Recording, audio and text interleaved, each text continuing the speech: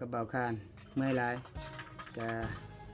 ขอบคุณ FC ทุกคนเด้อที่ติดตามรับชมการเดินทางมาแต่ต้นพุ่นแหละถ่ายชีวิตน้องเพิ่นจนว่ามือสุดท้ายทางสวยเรือเป็นมือสุดท้ายแล้วเมื่อวานนี้ ก็ ก็ สิได้กลับถ้า เอา แต่ง เขา ขึ้น เอาอีสังมาแน่เอาที่อยู่ที่นอนคือสิสบายแล้วบัดนี้นะแม่เนาะบ่เจ็บหลังเลยเนาะ สบาย จะ แล้ว ได้น้องวันเพิ่นคือสิบ่เจ็บหลังเนาะแล้วเพิ่นก็ยังบ่ทันได้นอนเลยทุกคนมือแรงพุ่นแหละบางทีเพิ่นฝันดีนะสิได้เลขถึกเลข6โตวก็ให้ ถือกับแบงๆทั้งนี้เด้อ สุขมันเด้อสู้ๆแม่สู้ๆเด้อ ใจให้เรา แม่นสู้ๆ ใจให้เรา FC ก็คือเบาเล่เว้าแหละชีวิตคนเฮาถ้าเลือกเกิดได้โอ้ยเบาเล่ยังอยากรวยเลยบ่อยากขี่รถมอไซค์ได้วิโก้มาสบายสวยเรือเบาคันว่าอยากได้รถตอกๆ อยากได้รถตอก ขี่รถอีแตด ๆเมื่อวานนี่ก็ขี่รถ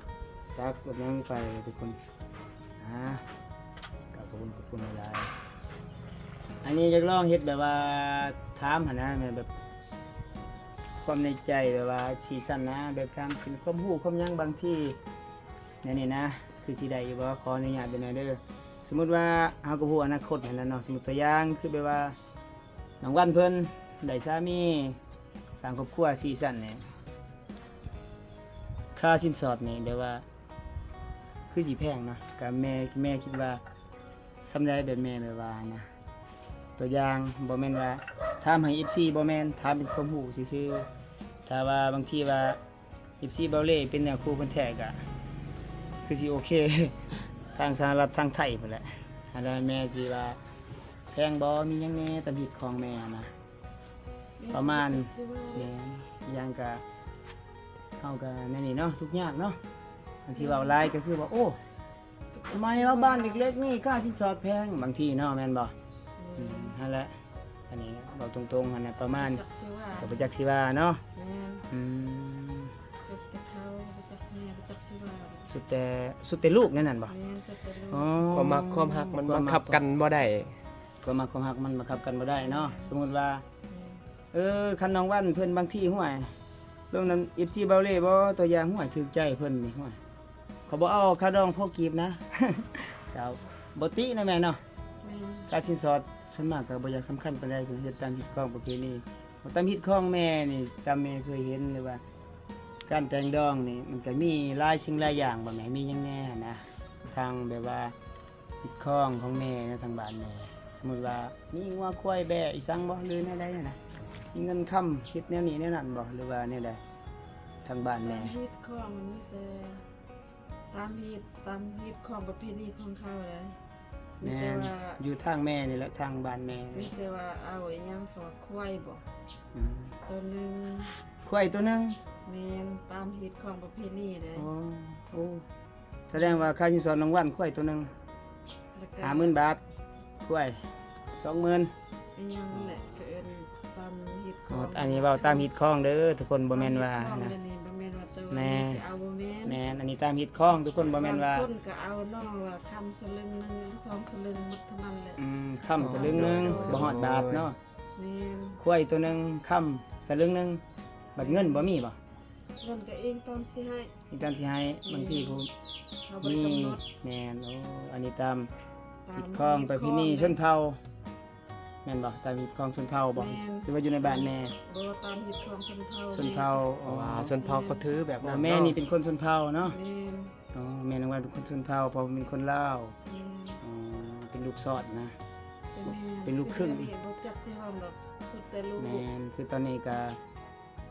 จักสิห้องสิเป็นลูกจะได้นางวันบ่เอาแพงบ่บ่เอาดอกอ้ายว่า อ้ายอันนี้ก็เป็นคลิปแบบส่วนหัวนี่เด้อหน่อยหนึงถ้ามีความรู้นะอืม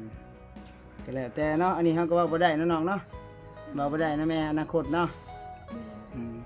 ตัวอย่างเด้อขออนุญาตถามสมมุติว่าถ้าแนวครูน้องวันเพิ่นแท้เป็น FC เบาเล่นี่สมมุติ หรือ ว่า ว่า อยู่ทาง FC เว้าคาน อยู่ทางไทยทางสหรัฐทางแคนาดาทางฝรั่งเศสทางนิวซีแลนด์สวิตเซอร์แลนด์โอ้หลายพี่น้องทางเวียดนามพวกก็มีหั้นนะสมมุติว่าเนาะเนื้อคู่เพิ่นอยู่ทางเมืองนอกเมืองหน้าทางต่างประเทศนี่ถ้าเพิ่นได้สร้างครอบครัวนี่แบบว่ากับ FC เบาเล่นะตัวอย่างนี่แม่สิให้น้องเพิ่นไปอยู่น้ำผัวบ่หรือว่า สามีมาอยู่นํตามในความคิดแม่นะเพิ่นก็เป็นลูกกกแน่เนาะลูกคนโตเนาะ แม่น ลูกกกก็คือสิอยู่นี่แหละตามเบิ่ง ใจแม่ก็อยากให้อยู่นี่แหละบ่มี เพราะว่า คนเลย มีคนดู บ่ แล แม่นว่า แม่ อะไรบ่แม่นบ่มีคนดูแลหนึงที่บ้านก็ฐานะบ่ดีปานใดน่ะไปก็โอ้ยแม่ก็ไปรับจ้างแล้วนี่ก็เมื่อยเลยเนาะ แม่น แม่นคิดว่าหั่นนะโอ้ ไปเสร็จกินเฮ็ดยาให้แม่ อยู่แบบอยู่นี่ไปๆมาๆเนาะ แม่น บางทีว่าได้เมื่อยามลูกบ่เมื่อยามแม่ย่าทางไทยบ่ทางสหรัฐก็ถ้าทางสหรัฐพอดีแหล้วน้องวันสิบ่ได้เป็นวินบ่ ขี่ยนต์เด้ทางสหรัฐขี่ยนต์เด้ทางเมืองนอกนี่สิได้ขี่ยนต์ ขี่ยนต์ข้ามทวีปพุ่นแหละ น้องวันสิได้บ๊ายบายเลยเด้อข้ามทวีปขี่ยนต์ข้ามมหาสมุทรเกี่ยมเลยน้อง ว้ายเกี่ยมเลยเกี่ยมปวดหากก็ประมาณนี้เนาะ ในความคิดแม่เพิ่นถ้าว่าเนื้อคู่เพิ่นได้สร้างครอบครัวอนาคตคือว่านะก็ยังไงเราเคยมาอยู่นี่มาสร้างมาซาอยู่นี่เนาะ แม่น อืม บ่ได้มีคนมัก แม่นมีคนมักฮัก ก็มีคนมักคนหัก แต่ค่าชิ้นสอดนี่แล้วแต่เนาะ แม่น แล้วแต่ทางฝ่ายชายสิต้นคือแม่เพิ่นว่าคันสิฮ้องก็โอ้เฮาก็บ่มีปานใดก็บ่กล้านะก็คือสิแม่นอย่างนั้นแหละก็เป็นนำทางผู้สาวแน่กับผู้บ่าวบางทีว่า ผู้สาวว่าโอ้บ่เอาแพงเท่าไหร่500ก็ได้500 บาท อันนี้ก็มันบ่แม่นเด้อทุกคนบ่แม่นเฮ็ดคอนเทนต์เด้อนี่ถามเป็นความรู้ซื่อๆนะแม่เนาะซ้ำนี้เนาะแต่ประมาณนี้ทำจากเรื่องจริงเด้อนี่ทุกคน ที่ดินเพิ่นก็บ่ได้กว้างปานใดมันก็อยู่ในถ้าได้ลูกเคยใหม่ลูกเคยซื้อดินให้แคมทาง เปิดร้านค้าขาย ของ ขายของซ้ำวัสดุก่อสร้างโอ้รางวัลสิได้เป็นเจแล้วบัด สาธุเนาะถ้ามีบุญถ้าว่าเฮาก็บ่ฮู้อนาคตน่ะนะคือว่าแบบถ้าได้ลูกเคยทางใดก็อย่าเนาะแม่นบ่ แม่น เฮาก็ว่าบ่ได้ดอกมันก็แล้วแต่บุญก็มี FC หลายๆคนเลยแบบว่ามักน้องเพิ่นว่าโอ้อีต้นมักจนก็มัก บ่ต้องย่านเปิดเฮ็ดหานเฮ็ดหยังให้เฮ็ดเอื้อนให้บ่ยากดอก มีหลายคนถามเข้ามา ทาง มาหนอง ทางวันเพิ่นสิ ขยัน เป็นได้ น่า เฮ็ด รัก ได้บ่แนวนี้แนวนั้นน่ะนะมันก็แล้วแต่น้องเด้อทุกคนอันนี้ก็บ่ได้บังคับจิตใจหันนะคือรางวัลเพิ่นว่าโอ้อยากสร้างครอบครัวอายุ26ก็โอเคอยู่หรือว่าแนวใดเฮาก็บ่ฮู้หรอกคือเบาเหลยังเอาเมียแต่อายุ19 ปีสายเลาะ ว่าบ่ได้ดอกเนาะ แม่นอันนี้เว้าบ่ได้ทุกคน ก็บ่ทันฮอดสปายก็มี แม่นคือส่วนหลายอยู่ทางบ้านแม่เนี่ยเอาผัวเมียต่ำสุดนี่ประมาณจักปีแม่อยู่แถวนี้ แค่นี้เองบ่ แม่น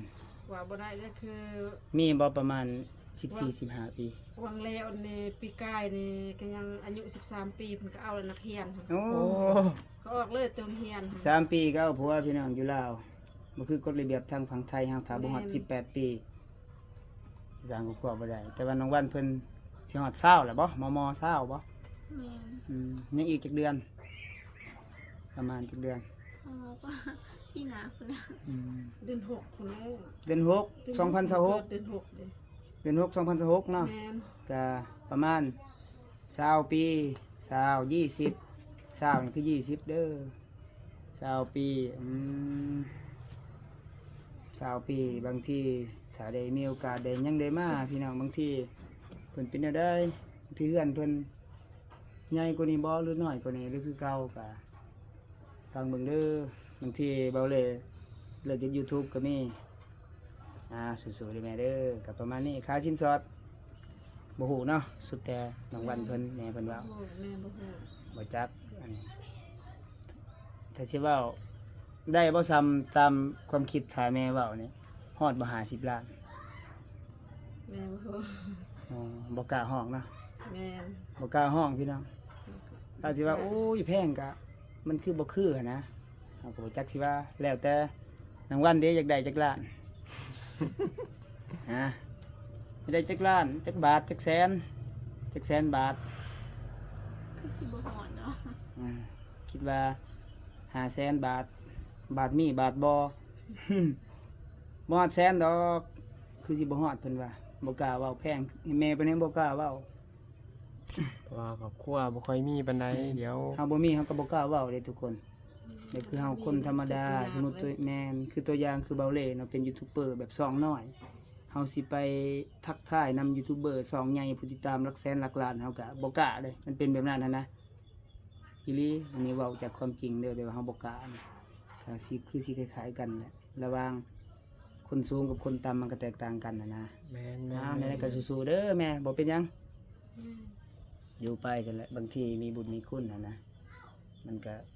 จังซี่แหละชีวิตคนเฮาเดี๋ยวเบาเร่ก็เฮ็ด YouTube มาก็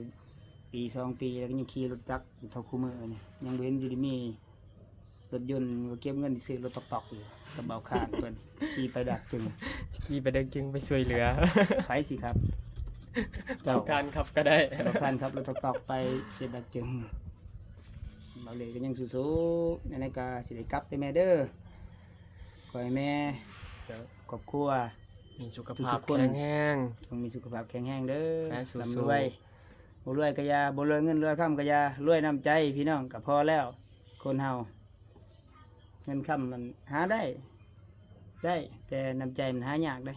แน่ ตามที่ น บ่ได้คิด ๆ ก็มานี่ก็ได้กินข้าวกินน้ำโอ้ก็ดีใจหลายแล้วก็ขอบคุณคุณ FC หลายๆเด้อที่ติดตามรับชมพี่น้องที่ช่วยเหลือนะก็ขอบใจเด้อแม่เด้อขอบใจเด้อน้องเด้อเอาสู้ๆเนาะ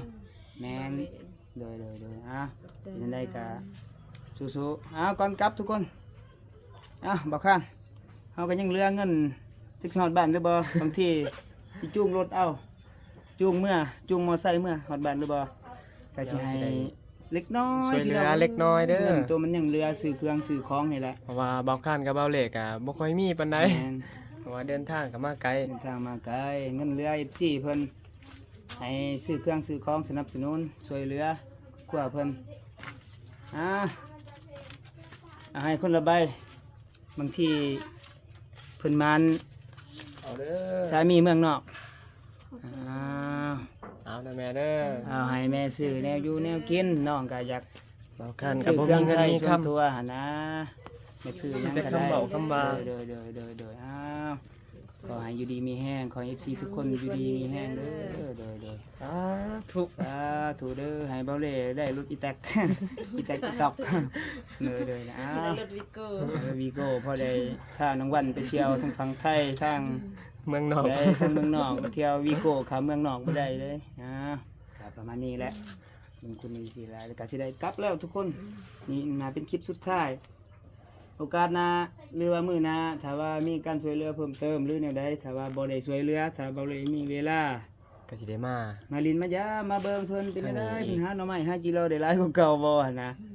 ก็สำหรับคลิปวิดีโอนี้ก็ฝากติดตามทั้ง2ตัวเลข Channel 2เลขคนเดินทางแล้วก็ แล้ว 2 ก็ส่องบาวข้าน บอก คนเดินทางไงเด้อ สำหรับคลิปนี้ก็คำว่า